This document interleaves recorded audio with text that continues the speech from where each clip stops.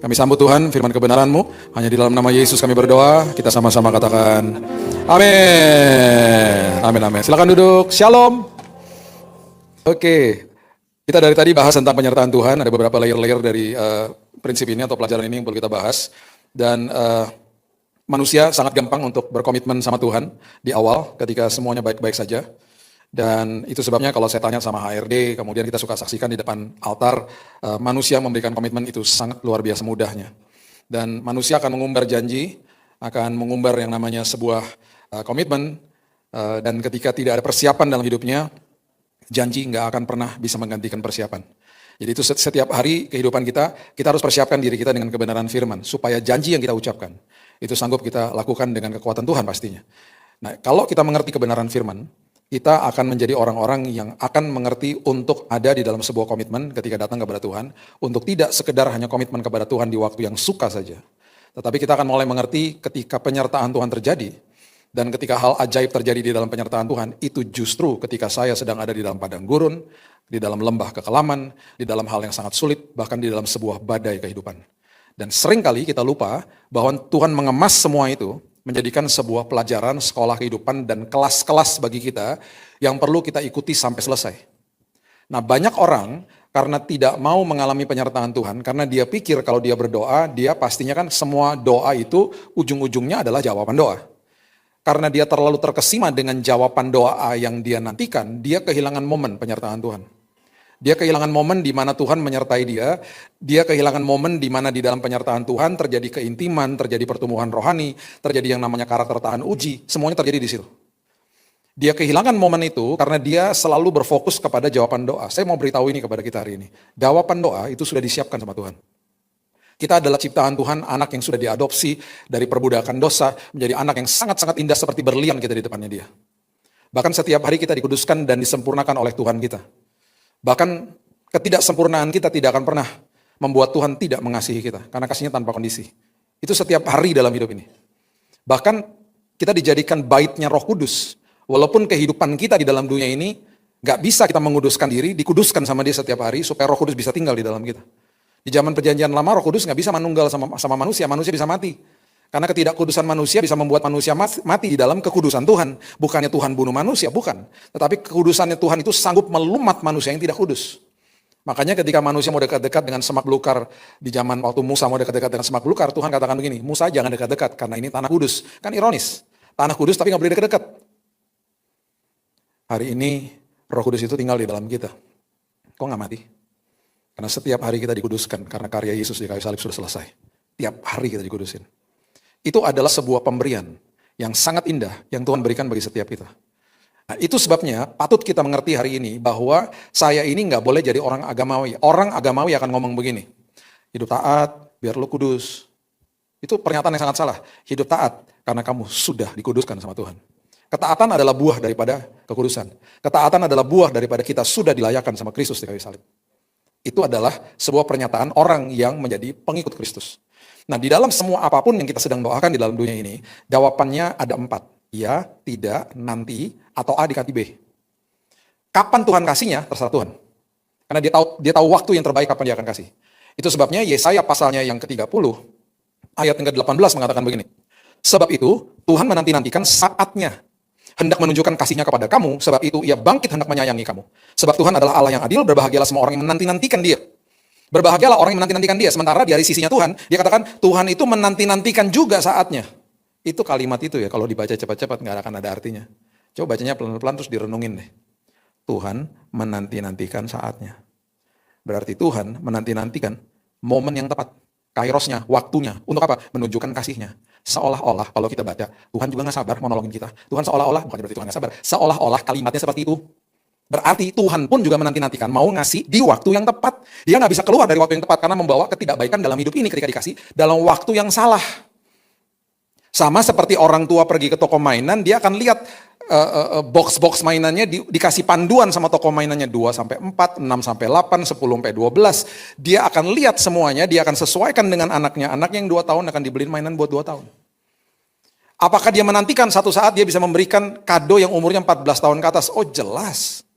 Dia juga menanti-nantikan saatnya. Ketika saatnya sudah pas, sudah tiba, dia akan kasih kado yang selayak dengan anaknya. Sama juga dengan Tuhan. Jawaban doa sudah disiapkan Bapak Ibu, kita anak-anak yang sangat dikasihi dia. Di dalam penantian untuk mendapat jawaban doa, fokus sama penyertaan Tuhan. Di situ perkara besar terjadi. Di situ sekolah kehidupan terjadi. Nah banyak orang ketika ini terjadi, orang yang tadinya kasih mula-mula dan lain sebagainya. Kan kasih mula-mula gampang ketika semuanya masih baik-baik saja. Ketika mulai masuk ke dalam badai, pergumulan, padang gurun, lembah kekelaman, lupa dia sama kasih mula-mula. Karena dia gak suka lagi penyertaan Tuhan di situ. Bahkan dia mulai gak fokus sama penyertaan Tuhan. Dia fokus sama jawaban doanya. Dia kehilangan momen itu akhirnya. Makanya firman Tuhan bilang begini, di Wahyu pasal yang kedua, 2 ayat 4-5.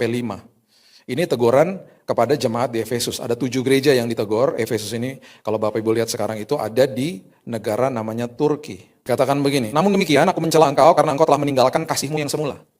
Sebab itu ingatlah betapa dalamnya engkau telah jatuh, bertobatlah dan lakukan lagi apa yang semula engkau lakukan. Jika tidak demikian aku akan datang kepadamu, aku akan mengambil kaki Dian dari tempatnya jika engkau tidak bertobat. Maksudnya kemuliaan Tuhan akan sirna dari hidupmu, bukan Tuhan meninggalkan kita, bukan. Terang Tuhan yang ada di dalam kita, itu gak akan pernah bisa dipadamkan sama siapapun. Terang Tuhan gak bisa dipadamkan. Kita hidup, makanya dikatakan hiduplah sebagai anak-anak terang. Tetapi terang Tuhan bisa ditutup sama ulah kita sendiri. Terangnya ada, ditutup sama kita. Ada ayatnya, oh jelas. Ketika manusia gak jaga pintu gerbang hati, manusia lupa dengan kasih mula-mulanya. Dia mulai lengah.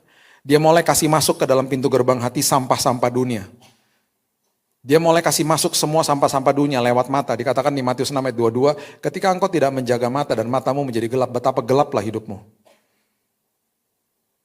2 Petrus 2 ayat 7-8 dikatakan Lot itu orang yang benar karena dia tinggal di tengah-tengah kejahatan di dalam dunia. Jiwanya yang benar tersiksa. Kenapa? Karena setiap hari dia melihat dan mendengar perbuatan mereka yang jahat. Sama seperti kita hari ini. Kalau kita nggak jaga pintu gerbang hati, setiap hari kita mendengar, melihat. Dari mana? Dari mana-mana.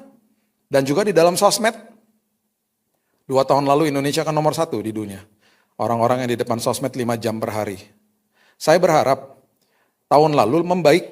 Berarti apa kalau membaik? Rankingnya berarti turun dong, bukan nomor 1 lagi. Tetap nomor 1 dong. Dan jamnya naik bukan 5 jam, 7 jam per hari sekarang. Sampai ada survei mengatakan tiap 12 menit sekali orang Indonesia ngeklik HP-nya. Ngelihat status, ngelihat apapun lah di dalam HP-nya. Kalau 24 jam dikurang 8 jam, berarti 8 jam tidur, berarti tinggal 16 jam, dibagi dengan menit, dibagi dengan kebiasaan ini, berarti satu hari kita mengklik HP kita 80 kali. Nah, itu yang saya mau katakan begini loh. Ketika kita nggak jaga kasih mula-mula, udah bubar semuanya. Nah, sekarang gini, di dalam kasih mula-mula itu ada 3 komponen yang paling dahsyat. Apa? Prioritas, intensitas, kualitas. Semua kita yang pernah jatuh cinta, kita akan memberikan prioritas kepada orang yang kita sedang jatuh cinta. Yang masih jomblo, kalau lagi PDKT dan orang itu nggak pernah kasih prioritas, move on. Move on. Jangan berpikir dia masih suka ya. Terus kita nanyanya sama orang sebelah kita, dia masih suka ya. Dia nggak kasih perhatian, move on. He's not interested, she is not interested with you.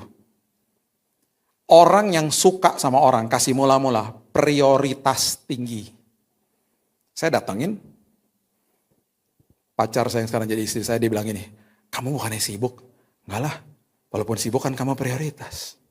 Bukan sekedar prioritas, intensitas tinggi. Tiap hari saya ketemuin dia. Dan kualitasnya juga tinggi. Kualitas itu berarti apa? Kalau Bapak Ibu lihat orang yang sedang makan di restoran, ya, kalau dua-duanya begini sambil pandang-pandangan, HP-nya ditaruh, itu lagi pacaran. Kalau dua-duanya di meja makan lihat HP, itu berarti udah 15 tahun kawin. Karena dia udah gak peduli, kasih mula-mulanya hilang, udah. Jadi ketika saya nikah sama istri saya bilang, sayang, semua kebiasaan yang kita lakukan waktu kita pacaran, yuk kita teruskan supaya prioritas, intensitas, dan kualitas kalau kita jaga, dan itu adalah unsur daripada kasih mula-mula, itu selalu sama dengan konsisten. Orang yang konsisten jarang. Orang yang konsisten dimintai pendapat sama orang lain. Orang yang konsisten dipercaya sama orang lain. Karena konsisten. Dia sedang berkhotbah bukan lewat kata-katanya, lewat tindakannya. Makanya kasih mula-mula itu dahsyat. Makanya ketika ada di dalam sebuah penyertaan Tuhan selagi menunggu jawaban doa di dalam masa-masa sulit, disitulah kasih mula-mula kelihatan. Baik itu secara vertikal maupun secara horizontal. Kalau vertikalnya beres sama Tuhan, horizontalnya pasti beres sama manusia. Pasti beres. Sampai hari ini saya masih bilang sama dia, sayang, kita kan best friend ya, terus kita kan nikah, kita kan teman ngobrol.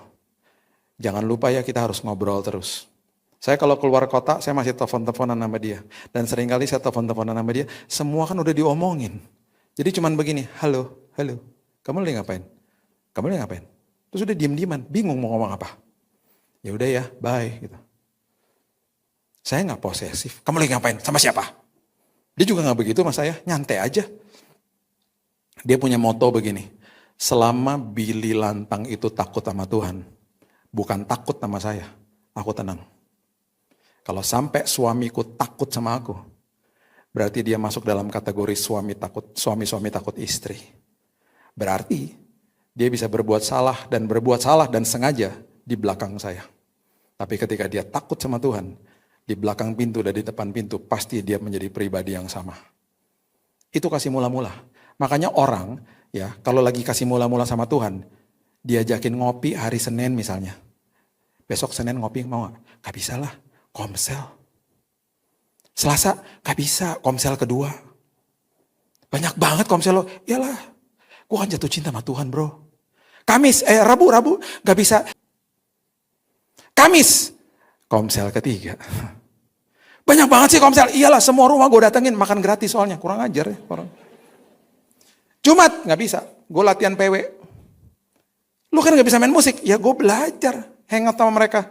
Sabtu, gak bisa bro. Emang ada apaan Sabtu? Youth. Lu kan udah tua. Jangan salah. Semua bidang gue datengin. Youth, remaja, kadang-kadang sekolah minggu gue datengin. Semua firman gue mau masuk dalam hidup gue. Minggu? Udahlah, lu jangan ngopi-ngopi itu minuman dunia. Gue perjamuan kudus kalau minum. Lu jangan duniawi deh, udah. Orang kayak begitu tungguin aja 6 bulan lagi nanya. Udah bisa ngopi gak? Ya bisa lah, gue fleksibel mas sekarang.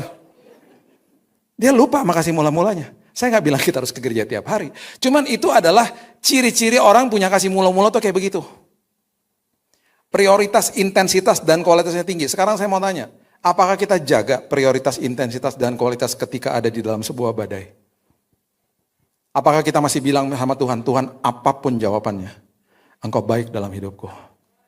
Engkau dahsyat bagi hidupku. Tuhan apapun yang terjadi, kasih mula-mulaku tetap akan membara di dalam sini. Karena aku tahu Tuhan, orang agamawi kalau baca Roma pasal yang kelima, dia akan katakan begini, apaan pengharapan tidak pernah mengecewakan, gue minta ini dikasih itu kok. Itu orang agamawi. Orang Kristen, pengikut Kristus ngomong begini, pengharapan tidak pernah mengecewakan. Iya sih. Gue minta A dikasih B. Hari ini gue gak ngerti kenapa gue dikasih B.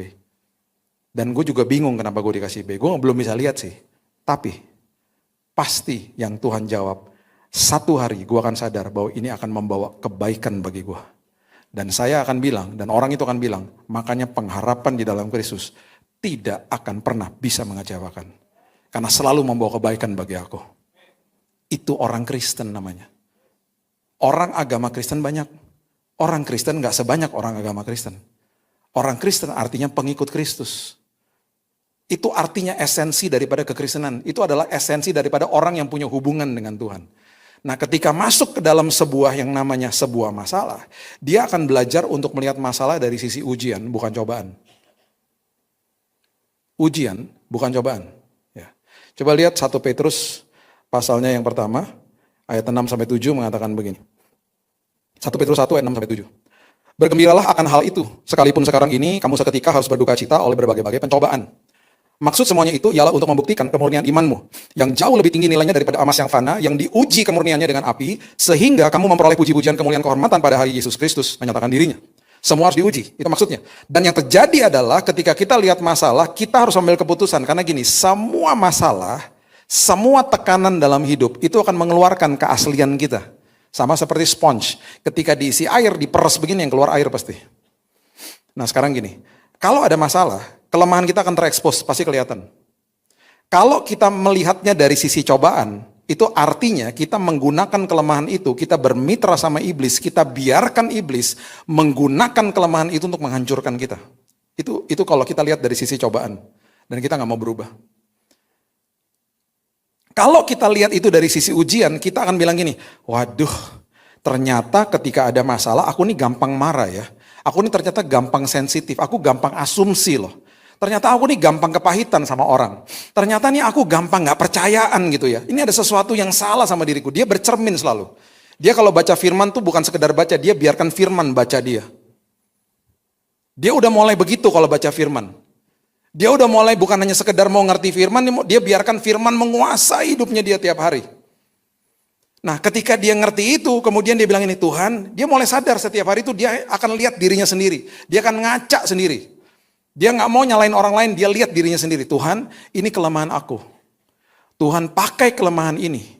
Aku mau bermitra sama Tuhan. Aku nggak mau kasih kelemahan itu sama iblis. Tuhan, tolong supaya Tuhan gunakan kelemahan ini supaya terjadi ketika terjadi ujian lagi, Tuhan akan gunakan kelemahan itu untuk membuat saya lebih baik. Makanya namanya ujian matematika. Ketika dapat hasil nomor 2 salah, kita langsung gini, oh iya ya, aku nggak belajar, formulanya nggak dapat, belum ngerti. Kita terekspos toh kelemahan kita dari hasil ujiannya. Makanya setiap masalah akan memberitahu kepada kita hasil ujiannya begini. Kamu nggak lulus di sebagian yang itu misalnya. Kita belajar lagi toh karena kita lihat kelemahan kita. Supaya apa? Ketika terjadi remedial, ujian ulang, kita bisa ngerjainnya.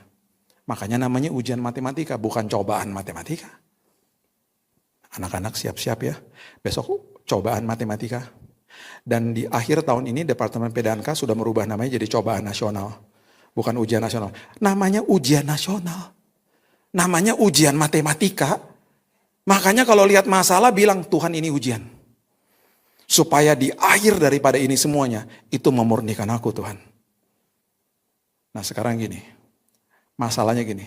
Sering kali di dalam sebuah badai, di dalam sebuah pergumulan hidup, kita nggak sadar bahwa itu adalah sekolah kehidupan. Kita nggak sadar bahwa itu adalah kelas yang Tuhan mau kita selesaikan. Tengah-tengah kelas kita kabur atau kita bilang sama gurunya, selesaiin kelasnya. Lihat apa yang terjadi. Markus pasal yang keempat. Markus pasal yang keempat. Ayat yang ke-35 mengatakan begini. Pada hari itu, waktu hari sudah petang, Yesus berkata kepada mereka, marilah kita bertolak ke seberang. Yesus yang ngomong ya, bertolak ke seberang. Kalau Yesus yang ngomong, dia berkehendak ke seberang, udah pasti sampai ke seberang. Kan Yesus yang ngomong. Kalau saya ngomong, Bapak Ibu yuk saya anterin ke seberang. Saya berkehendak untuk membawa Bapak Ibu dengan selamat sampai ke seberang. Tapi kan saya nggak bisa jamin, kan saya manusia. Tapi ketika Tuhan bilang, yuk nak kita ke seberang, udah pasti sampai. Karena jalannya sama dia kan. Sekarang saya mau tanya, sebelum dia ngomong begini, apakah dia tahu sebentar lagi akan ada badai? Oh jelas. Apakah dia tahu dia akan tidur di buritan di kapal itu karena dia lelah sebagai manusia? Oh jelas. Kan dia maha tahu. Ayat berikutnya. Mereka meninggalkan orang banyak lalu bertolak membawa Yesus bersama dengan mereka dalam perahu di mana Yesus telah duduk dan perahu-perahu lain juga menyertai dia. Lalu mengamuklah taufan yang sangat dahsyat, ombak menyembur masuk ke dalam perahu sehingga perahu mulai penuh dengan air. Mulai ketakutan tuh. Sekolah kehidupan terjadi. Kelas demi kelas terjadi. Pada waktu itu Yesus sedang tidur di buritan di sebuah kilam. Apakah dia tahu? Sedang terjadi badai. Oh jelas dia tahu. Sekolah kehidupan terjadi. Diombang-ambingkan ombak. Oh dia tahu. Ini kelas soalnya. Tiba-tiba murid-muridnya bilang begini.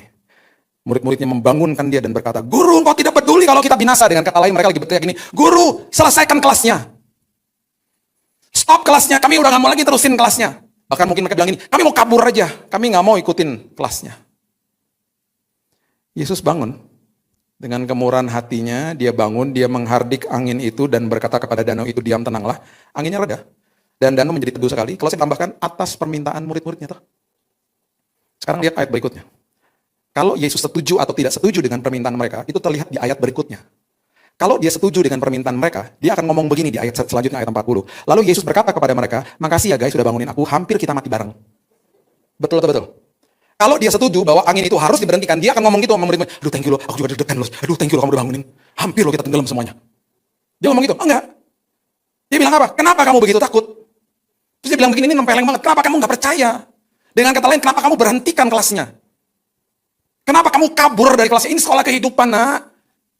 Kamu tuh gak mungkin tenggelam, aku ada di dalam perahu hidupmu, mana mungkin kamu celaka. Kalau sampai ombak menyembur masuk pun, walaupun kita hampir tenggelam pun, pasti sampai ke seberang dengan selamat. Perhatikan apa yang terjadi ketika kelasnya tidak selesai. Ayat yang ke-41 mengatakan begini, mereka menjadi sangat takut. Udah takut, makin takut. Kelasnya gak selesai soalnya. Dan ini yang paling mengerikan. Dan mereka berkata seorang kepada yang lain, siapa gerangan orang ini? Sehingga angin dan danau pun taat kepadanya. Pertama, ketakutan kita gak pernah beres, kelemahan kita gak pernah beres. Yang kedua, kita tidak akan pernah kenal isi hati Tuhan. Karena kita kabur dari kelasnya. Karena kita minta kelasnya diberhentikan. Kita gak dapat pengertian, kita gak dapat pewahyuan, kita gak diubahkan, kita gak bertumbuh secara kasih karunia, kita gak menjadi orang yang karakternya tahan uji, karena kelasnya kita stop. Sekarang perhatikan, this is apple to apple. Apa yang terjadi ketika di dalam waktu yang lain, murid-muridnya ada di dalam sebuah badai. Matius pasalnya yang ke-14, ayat yang ke-22 mengatakan begini. Matius 14 ayat 22. Sesudah itu Yesus segera memerintahkan murid-muridnya naik ke perahu dan mendahuluinya ke seberang. Sementara itu ia menyuruh orang banyak pulang. Yesus lagi yang suruh kan? Kamu ke seberang ya guys? Pasti sampai nggak? Pastilah dia yang suruh kok. Walaupun dia secara fisik nggak di situ, tapi dia suruh, dia udah berfirman. Dia tahu akan ada badai nggak? Oh, dia jelas tahu. Setelah orang banyak pulang, disuruhnya pulang, Yesus naik ke atas bukit berdoa seorang diri. Ketika hari sudah mulai malam, ia sendirian di situ.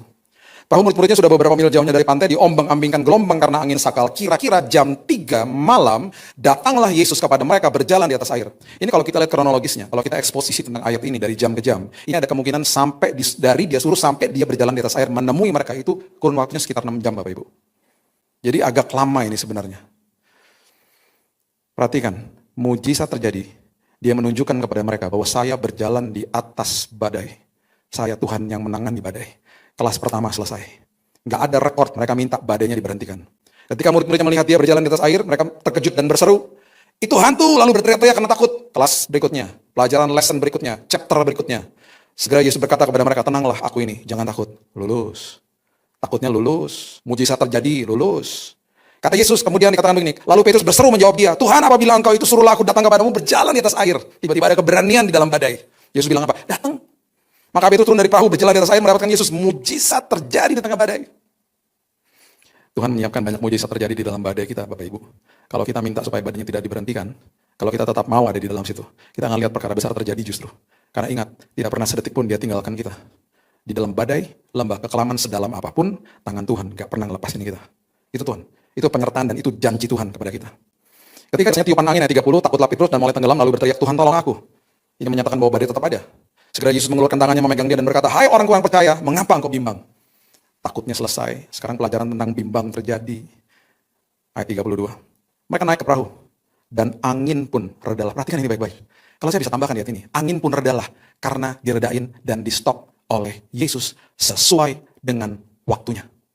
Gak ada yang minta diberhentikan, semuanya selesai, kelasnya selesai, gak ada yang kabur, gak ada yang memberhentikan kelasnya. Perhatikan apa yang terjadi. Ayat 33. Orang-orang yang ada di perahu menyembah dia katanya, sesungguhnya engkau anak Allah. Ketika kelasnya selesai, kita akan paham siapa dia dalam hidup kita. Kita akan makin ngerti isi hatinya. Kita akan katakan, engkau anak Allah dalam hidupku. Engkau luar biasa ya Tuhan, engkau juru selamat atas hidupku. Aku makin mengerti engkau dengan benar Tuhan hari ini. Makanya ketika dia ada di depan kita hari ini misalnya, dia ajak kita pergi ke Singapura.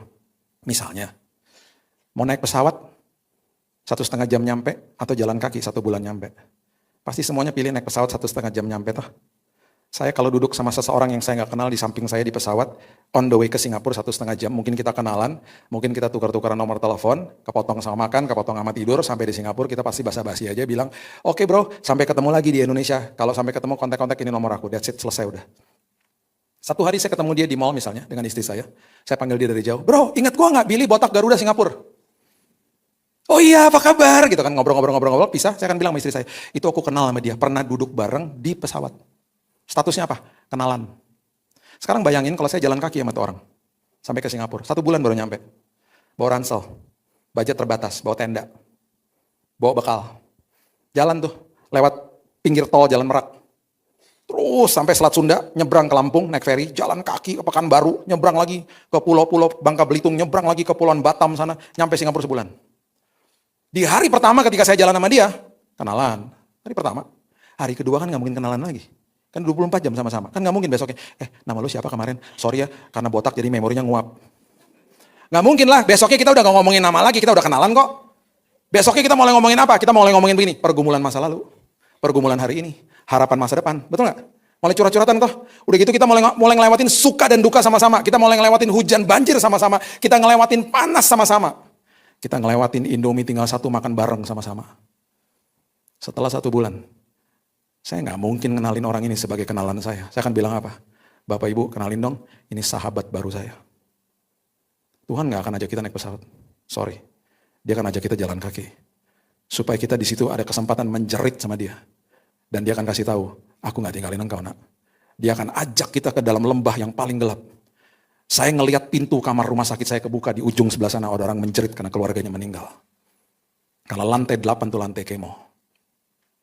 Di sebelah saya orang kena kanker paru, itu lantai kemo, itu orang kanker semua di situ, termasuk saya. Di sebelah saya orang kanker paru. 24 jam batuk gak berhenti, saya tumpang tangan Tuhan, aku dengernya aja capek, kasihan banget ini orang Tuhan, aku tumpang tangan. Besoknya udah gak kedengeran batuknya. Suster, dia udah membaik ya? Enggak pak, tadi jam 5 dia meninggal. Saya gak mau doain orang lagi. Setelah itu. Tadi aku datang minta doain Pastor Billy, cuman gak jadi deh kayaknya ya. Itu lantai 8. Itu lembah kekelaman saya. Itu gelapnya luar biasa. Orang mau bunuh diri di situ. Di beberapa kamar itu dijaga kamarnya. Mereka bisa udah seperti di penjara, ada sesuatu yang agak tajam dikit nancepin ke badannya. Mereka mau mati di situ.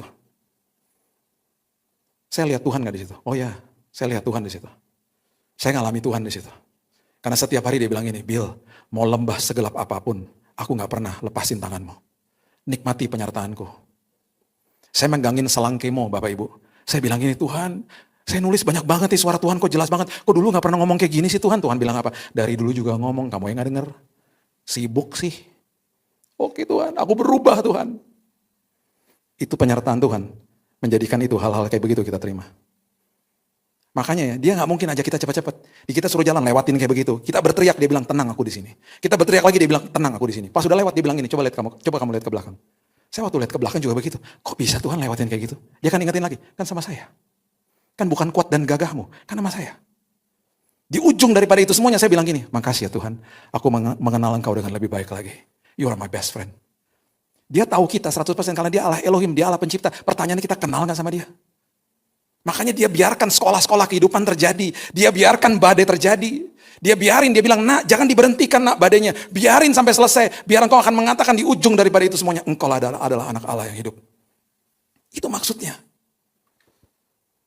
Bapak Ibu, saya satu hari ada di sebuah kota. Di dalam penyertaan Tuhan udah pasti kita timbul kesaksian. Di dalam penyertaan Tuhan pasti ada yang namanya ujian. Di dalam penyertaan Tuhan dia selalu mau juga kita menang. Kita lulus dari kelasnya. Supaya timbul kesaksian memuliakan nama dia. Waktu anak saya Keaton masih kecil, saya diajak sama teman saya, kita pergi ke kota Makau, gak jauh lah dari sini. Kota Makau, sana biasalah teman saya suka makan lah, jadi saya nemenin dia. Terus satu hari karena anak saya masih di kereta gitu ya, jadi saya diajak sama teman saya pergi ke sebuah mall. Mallnya itu di sebelahnya hotel bintang 5 katanya. Terus teman saya bilang gini, itu hotel bintang 5 punya shuttle bus gratis, free. Yuk kita naik shuttle bus aja biar nggak bayar. Oke, kita cari terminalnya, dapat shuttle busnya. Sampai di sana saya bawa kereta anak saya ngeliatin supirnya, dia nggak turun. Jadi saya mulai kasih kode, nih mau masukin di bagasi bus. Dia bilang dia cuek aja gitu, bodo amat kayaknya. Jadi ya udah saya buka sendiri, bagasi bus kan di samping, ini kan busnya nih supir di sini, pintu di sini, bagasi bus kan di samping. Jadi saya buka tuh di samping, saya masukin kereta anak saya tutup lagi, kita naik bus. Jalan sampai di hotel. Kita harus masuk hotel, sebelahnya hotel nyambung ke mall, tempat makan di situ. Teman saya nyari babi lah pokoknya. Dari pagi sampai malam babi mulu gitu. Dia bilang itu ada babi enak sana. Yaudahlah ayo ke sana makan babi. Terus sampai nih di lobi hotel. Semua turun toh. Untuk saya turun saya lihat lagi. Ini supirnya kok gak mau turun. Dia berarti kan gak mau bantuin. Jadi saya berarti harus buka sendiri lagi itu bagasinya. Saya buka. Ya elah. Kereta anak saya udah masuk ke dalam. Jadi waktu saya merangkak masuk ke dalam. Karena dia masuk ke dalam keretanya. Tiba-tiba saya dengar pintu busnya ketutup. Karena berarti kan orang-orang udah pada keluar semua. Waktu busnya ketutup pintunya. Tiba-tiba busnya jalan. Harusnya nih supir kan supir di sini ya, ini pintu di sini. Itu kan ada kaca spion. Kalau dia lihat spion, dia lihat itu di bawah tuh bagasi masih kebuka pintunya. Bagasi bas kan di samping. Itu harusnya dia lihat dong. Dia nggak lihat, dia main jalan aja. Ini supir gegabah banget. Waktu kita datangnya main HP mulu gitu loh. Jadi nggak fokus gitu, dia jalan. Orang berteriak dong di lobi itu. Woi berhenti gitu. Ada orang di situ. Ada orang botak di dalam situ. Saya panik. Harusnya saya diam aja di situ kalau mau aman. Karena ntar kalau dia berhenti, saya tinggal keluar kan. Saya panik, saya loncat keluar. Jadi saya sempat koprol, muter 2 kali. Buak gitu terus berdiri. Berdiri, tapi berdiri. Wah pokoknya berdiri, kesakitan, malu, marah, kesel, bingung gitu loh. Busnya jalan terus. Orang teriak-teriak, dia nggak dengar. Sampai di ujung pelataran ketika dia mau keluar dari pelataran itu, baru dia berhenti karena ada satpam yang berdiri di depan pintu, depan busnya begini-begini. Stop gitu.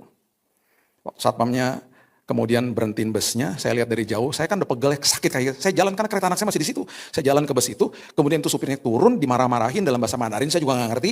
Dia baru nyadar, dia pegang-pegang kepala begini-begini. Aduh, dimarahin lah pas itu ada orang tadi tuh, gini, pasti harus dia lihat bagasi masih kebuka. Dia panik waktu dia lihat saya, dia sampai nyembah sama saya. Sampai minta maaf. Tapi bahasa Mandarin saya juga nggak ngerti lah. Dia minta maaf, saya mau ngomong apa? Ya udahlah, saya juga oke, saya nggak apa-apa kok, puji Tuhan saya nggak apa-apa. Saya bilang ya udahlah. Saya nggak mau masalahin lagi karena juga mereka pada mau makan. Saya ambil kereta anak saya, udah saya tinggal aja. Sampai di lobi hotel semua marah-marah. Tamu-tamu marah-marah. Tuntut aja tuh. Gila aja tuh orang. Tuntut nih, nggak bener nih. Ini kan punya hotel bla bla bla segala macam. Terus teman saya bilang gini, lu mesti ambil tuh CCTV-nya Bill. Kenapa emang? Tadi pas lu lagi loncat dari bus keren banget Bill. Gila Bill, lu kayak James Bond Bill. Lu kayak Fast and Furious keren banget. Lu tau gak jarak antara kaki lu sama ban belakangnya bus tuh tinggal cuma segini Bill. Lu kayak stuntman Bill, keren banget Bill. Lu minta lu kirim ke Hollywood, lu diangkat jadi stuntman. Keren banget Bill. Lu jadi stuntman-nya Vin Diesel Bill. Keren banget. Keren banget. Sakit tahu saya bilang gitu. Terus akhirnya pihak hotel bilang gini, Pak, Bapak harus tulis surat komplain. Ya udah saya tulis surat komplain. Saya tulis, saya juga buru-buru asal-asal aja. Dia ada di situ ada email. Ya udah saya masukin email saya. Udah saya tinggal. Udahlah, saya juga puji Tuhan I'm okay gitu. Kita makan. Udah, besok juga saya udah lupa. Pegel sih kakinya. Pulang Indonesia, saya dapat email dari hotelnya. Kan bintang 5, namanya terkenal lagi. Bilang gini, tolong Pak, kalau sampai ada biaya medis yang keluar, berapapun, kasih receipt-nya ke kami akan ganti. No question ask. Kami akan ganti. Dan please jangan kasih tahu siapa, maksud jangan diviralin, jangan gitu-gitulah pokoknya. Karena dia big chain, namanya besar. Kita akan ganti. Karena mereka bisa repot. Itu bahaya banget loh itu. Ada teman saya di rumah pas email tuh masuk, dia bilang gini, Bill, kebetulan Bill, kita buat aja Bill receipt palsu Bill. Lo tulis 200-300 juta Bill, lo kirim ke sana, ntar lo dapat duitnya bagi-bagi gue Bill. Terus dia bilang gini, Bill, lo layak Bill. Lo layak dapat ganti Bill. Lo tuh dirugikan Bill. Lo tuh jadi orang jangan naif. Lo benar-benar dirugiin. Lo layak Bill. Malam-malam sebelum tidur, hamba Tuhan manusia juga. Itu kata-kata terngiang-ngiang. Engkau layak. Ya enggak lah, saya juga gak mau begitu kan. Saya kirim email balik, bla bla bla. Saya bilang, oke, udahlah saya gak mau masalahin. Dia bilang ini, udahlah kita juga minta maaf kalau kayak begitu. Itu drivernya udah kita skors. Ini voucher nginep di hotel kami. Saya gak mau ke hotel dia. Saya udah trauma ke situ. Udahlah nggak usah, saya nggak mau voucher-voucheran. Saya bisa bersaksi tuh. Berapa banyak di antara hidup kita yang ditawari dengan sebuah cobaan dalam hidup. Saya mau kasih tahu ini kepada kita. Orang yang mencuri adalah orang yang tidak percaya sama penyertaan Tuhan. Makanya saya sedih lihat Indonesia. Doakan Indonesia. Udah gaji MM-an masih aja nyolong. Orang yang nyolong ya adalah orang yang mengatakan bahwa saya tidak percaya sama penyertaan Tuhan. Saya adalah orang yang tidak percaya sama profesinya Tuhan. Jaga kasih mula-mulamu. Biarkan kelasnya selesai. Supaya kita kenal siapa Tuhan kita. Saya tutup sama ini. Waktu kita masih bayi, kita akan pegang jari daripada orang tua kita. Kita balita, kita akan pegang mainan. Kita masuk ke dalam jenjang remaja, kita pegang HP. Pemuda, kita pegang tangan pacar. Mahasiswa pegang tangan ijazah. Masuk ke dalam lembaran yang baru, kita menikah, kita pegang tangan pasangan kita. Kemudian kita kerja, kita masuk ke dalam eksekutif muda, kita pegang tangga karir. Kemudian kita pensiun, kita akan pegang mungkin stick golf atau alat berkebun. Dan kita masuk ke jenjang senior atau lanjut usia. Mungkin aja kita pegang tongkat. Musim berganti, yang kita pegang berganti-ganti. Tapi ada satu tangan yang tidak akan pernah melepaskan kita walaupun musim berganti. Tangan itu adalah tangan Tuhan.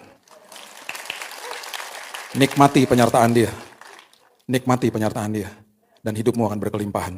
Kau akan ngalami Tuhan di situ. Yes, berikan tepuk tangan kita untuk Tuhan kita.